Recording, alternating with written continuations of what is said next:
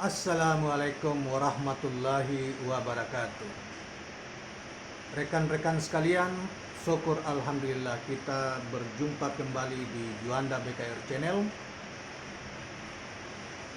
Semoga kita semua dalam keadaan sehat walafiat, dan Anda tahu seluruhnya kita semua senantiasa di bawah perlindungan Tuhan Yang Maha Kuasa, Tuhan yang menciptakan semesta alam dan segala isinya, dan Tuhan yang menciptakan di dalamnya adalah kehidupan. Saudara sekalian, kali ini kita akan mengemukakan suatu uraian. Sebetulnya panjang, tetapi kita pilih yang singkat saja, dari Profesor Dr. Ismail Raji Al-Faruqi dan istrinya Profesor Dr. Lamia Al-Faruqi, Louis Lamia Al-Faruqi. Saudara-saudara sekalian, di dalam buku mereka yang amat terkenal, diterbitkan setelah wafatnya mereka berdua, yang namanya The Atlas of Islam, buku besar yang hampir paripurna menjelaskan tentang kebudayaan, The Atlas of Culture of Islam, ada atlas kebudayaan Islam yang terkenal. Saudara sekalian, mungkin kedua profesor ini yang juga suami istri, mereka syahid di peristiwa bulan Ramadan tahun 1926 yang dibunuh oleh 3 orang pria di rumah mereka. Yang waktu itu jika Anda sudah dewasa pada waktu itu, maka Anda tentu akan mengetahui melalui media massa, terutama televisi, yang sangat menggemparkan dan dikutuk oleh dunia terhadap pembunuhan kedua ahli tersebut. Saudara sekalian, Ismail Raji Al-Faruqi lahir pada tahun 1921 dari sebuah keluarga terpandang di Jaffa, sebuah daerah di Palestina ketika Palestina belum direbut oleh orang-orang Israel. Bahkan beliau juga pada masa ketika Palestina masih belum direbut oleh Israel, beliau juga menjadi salah satu gubernur di provinsi negara tersebut.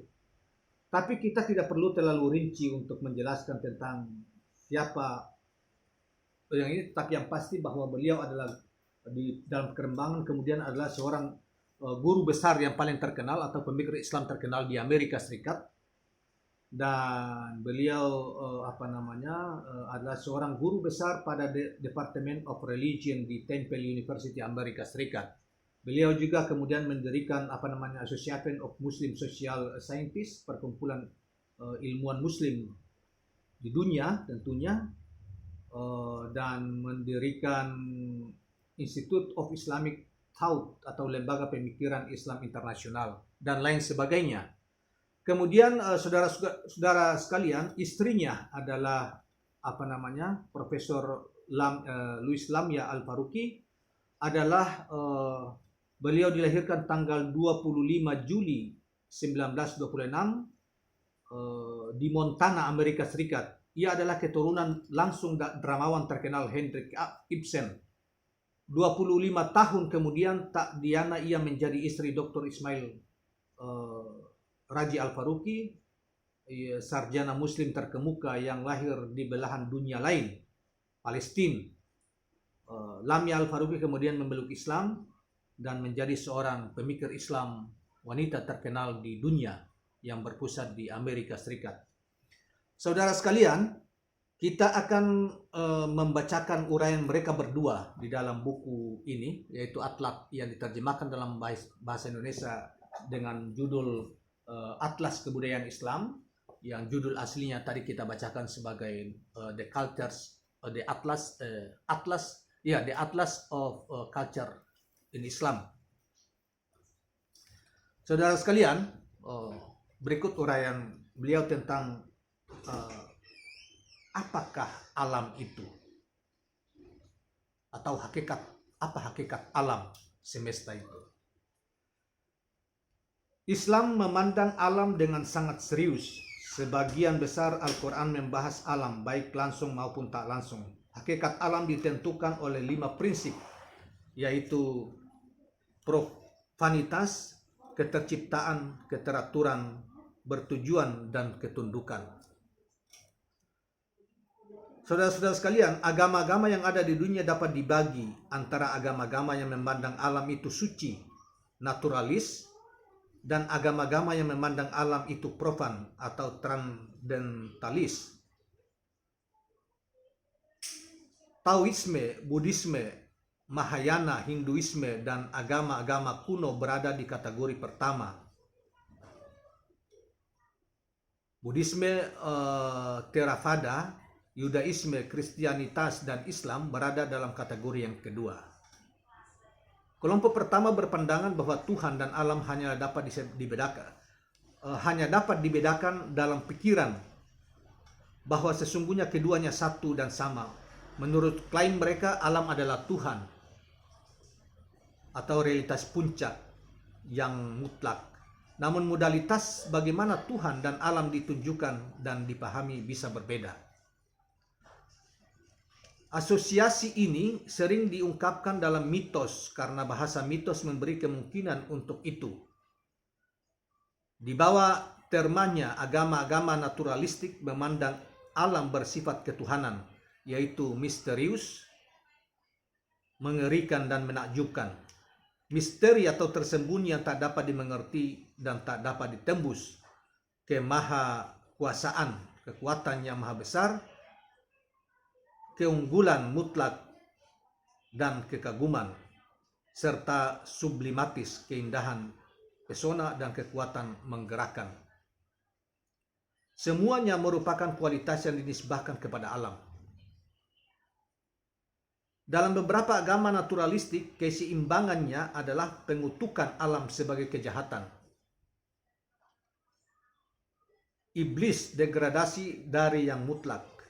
Dalam agama-agama sebagian lainnya, keseimbangan adalah penerimaan dengan baik, cinta, dan hormat. Keduanya mengajarkan pemujaan, yang satu karena rasa takut, yang lainnya karena rasa cinta. Dinding perbedaan pemisahan agama naturalistik dan agama transendensi. Pada agama transenden, alam itu profan, lawan dari suci, atau profan atau dia bersifat keduniawian saja. Dia tidak menyandang sifat kesucian. Alam tidak mempunyai kualitas ketuhanan. Alam tidak mengerikan, tidak misterius, dan tidak pula mempesona.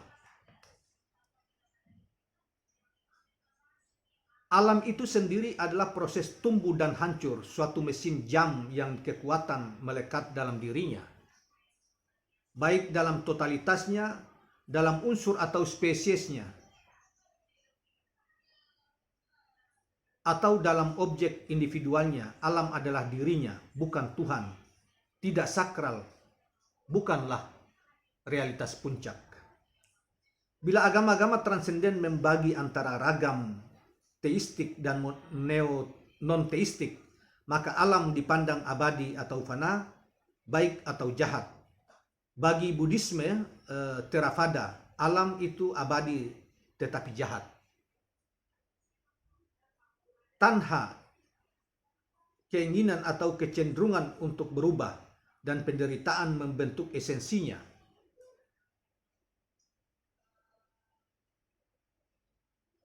Bagi Yudaisme, Kristen, dan Islam, alam adalah fana atau dia tidak abadi, bersifat sementara.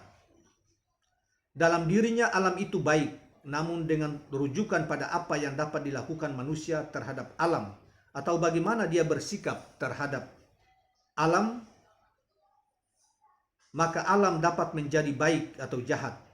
Pada umumnya inilah substansi kesepakatan di kalangan agama transcendentalis dalam masalah alam. Tentu saja perbedaan di antara mereka ini memenuhi posisi transcendentalis mereka, menghapuskan dan mengkompromikan atau memperkuat dan menekankannya. Islam berada di ujung ekstrim dari spektrum ini, di mana profanitas alam lengkap dan mutlak. Tak ada yang suci selain yang suci, yaitu Tuhan.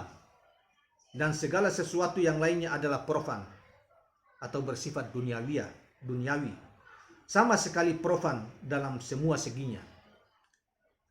Inilah makna syahadat dalam Islam, la ilaha illallah. Al-Quran surat 3 ayat 18. Menisbahkan kesucian pada alam atau segala sesuatu di dalamnya berarti berbuat syirik pada Tuhan. Islam mengutuk penisbahan kesucian kepada alam, menjadikan makhluknya sebagai bagian darinya. Meminta pertolongan pada selain Tuhan, memuja sesuatu bagian alam di samping Tuhan, mengklaim adanya hubungan silsilah antara dia dan manusia atau jin, memandang segala sesuatu dari bumi ini bersifat ketuhanan adalah kejahatan besar, dosa yang tak dapat diampuni. Menurut Muslim, syirik atau menanggapi kesucian dinisbahkan pada yang profan, pada segala sesuatu dalam ciptaan adalah kebencian yang terburuk.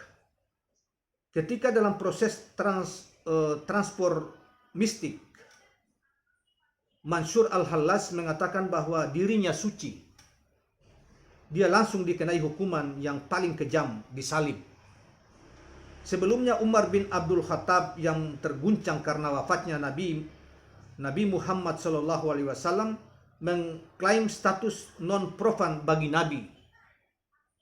Lalu Abu Bakar menyingkirkannya dari mimbar dan berkata dengan persetujuan semua Muslim, barang siapa yang menyembah Muhammad, maka ketahuilah Muhammad telah meninggal.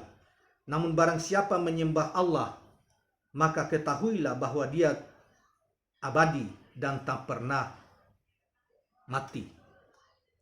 Seperti yang disampaikan dikutip di dalam syirah Rasulullah dari dalam kitab yang ditulis oleh Ibnu Hisam. Saudara sekalian, demikianlah pandangan singkat tentang hakikat alam dari berbagai agama dan ditutup dengan pandangan Islam tentang alam, hakikat alam yang dikemukakan oleh Profesor Ismail Razi Al-Faruqi dan istrinya Profesor Louis Lamia Al-Faruqi di dalam buku mereka yang terkenal The Atlas of Culture in Islam, yang diterjemahkan dalam bahasa Indonesia sebagai Atlas Budaya Islam. Inilah kitabnya yang terkenal itu. Dan sekalian, sebagai seorang Muslim tentunya, apalagi kalian yang selalu setia di jalan ilmu, penting untuk mengkaji buku-buku ini. Tak harus Anda sebagai seorang akademis atau Anda yang bekerja di perguruan tinggi sebagai dosen atau apa, tetapi bagi seorang Muslim tentunya menuntut ilmu sejak lahir, diperintahkan menuntut ilmu sejak dari buayan sampai ke liang lahat.